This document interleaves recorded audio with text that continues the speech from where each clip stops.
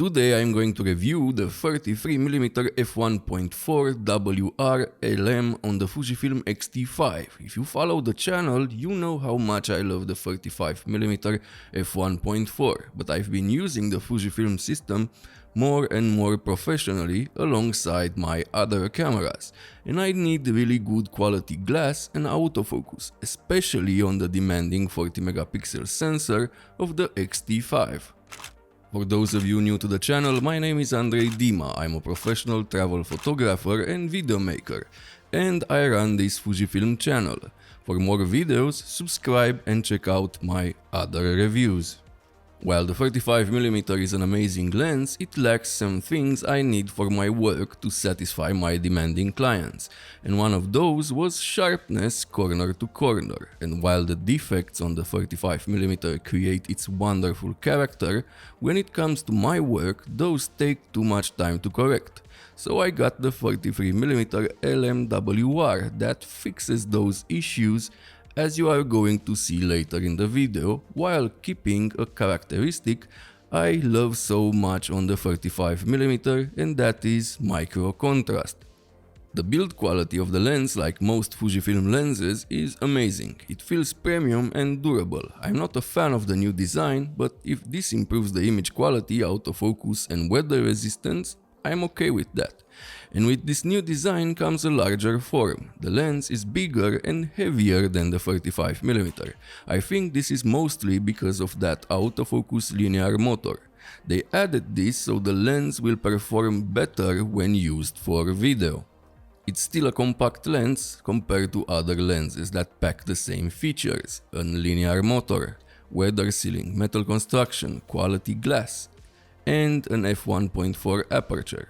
The lens balances very well on my X-T5 and goes perfectly with my X-H2S, where I think this lens shines, but more on this later.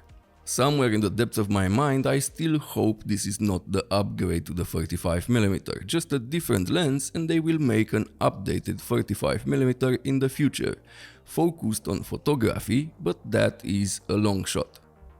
Okay, back to reality. The aperture ring feels great. I think they struck the perfect balance with this one, just like they did with the 16mm f2.8, and I like the orange auto lock. The focus ring again feels great. It is nice to use, turns smoothly, and it is large enough so it is going to be easy to use for people with larger hands and for video.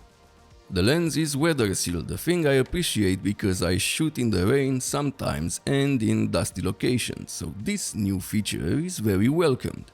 The lens hood I'm not a fan of because it makes the lens even larger, but this helps to get that nice contrast this lens provides, so it's okay. Still love the crushed square lens hood of the 35mm, even if some people don't. So the overall build quality is there with the most expensive brands. I won't mention names, but you know who I'm talking about. I will talk about the autofocus first and then about image quality because there is a lot to talk about here.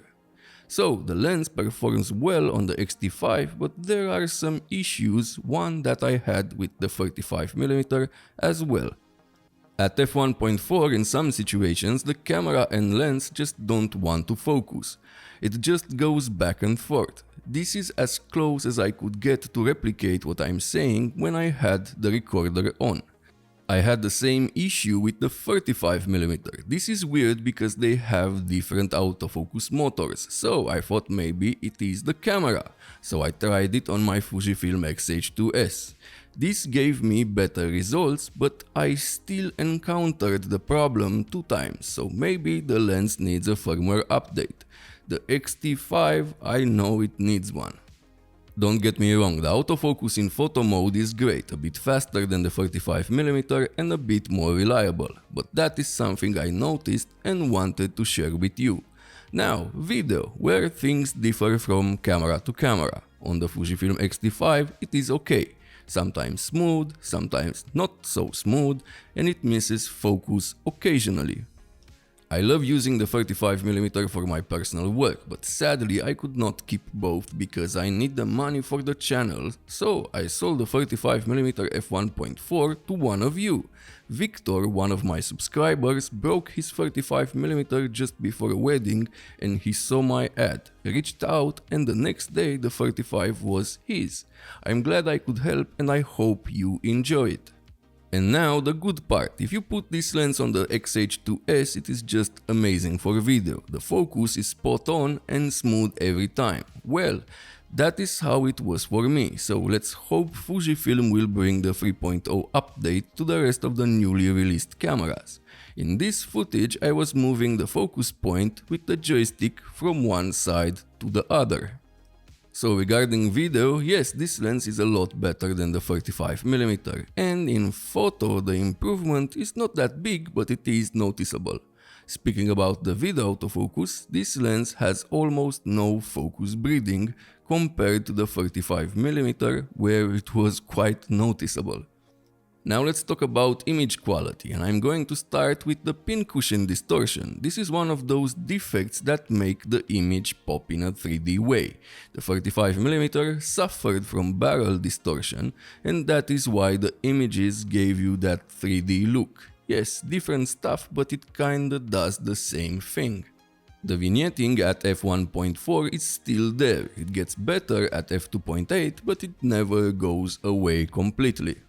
When it comes to close-up image quality, the 33mm is one of the best lenses I tested on my channel. It is sharp starting from f1.4 and it is razor sharp at f2, a better performance than the 35mm. And now the thing I corrected the most with the 35mm in post, and that is chromatic aberrations. Gladly, the 33mm LMWR handles chromatic aberrations a lot better. You still have some at f1.4, but they are barely noticeable, and in video I never saw them. When it comes to longitudinal chromatic aberrations, you get a bit of color fringing on both sides, but stop down to f2 and they are gone. And finally, let's talk about sharpness. Yes, this lens is sharper than the 35mm f1.4 at every aperture, especially on the 40 megapixel sensor of the Fujifilm X-T5. At f1.4 on the X-H2S in the center, there is not a big difference, but the corners are a lot sharper on the 33mm compared to the soft ones on the 35. So the big difference in image quality between these lenses is when you use a 40 megapixel sensor. The 33mm is just better. The 33mm is just sharp at f2, f2.8 and f4, but at f5.6 it is razor sharp from corner to corner no matter what sensor you use.